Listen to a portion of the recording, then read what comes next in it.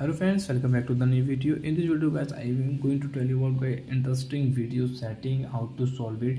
So you can see guys, my phone screen guys is different guys. I don't know guys how can I solve, and guys, so guys, you don't know how to solve this problem guys. You can see guys, everything is like ghost guys. How can I solve this problem in my Vivo Y15s phone guys? You want to solve this problem guys, you can see guys, everything is like ghost guys.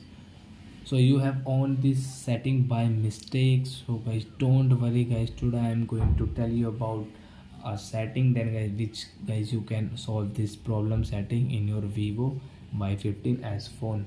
So let's see how to solve this setting. As you can see guys, my screen color also has changed.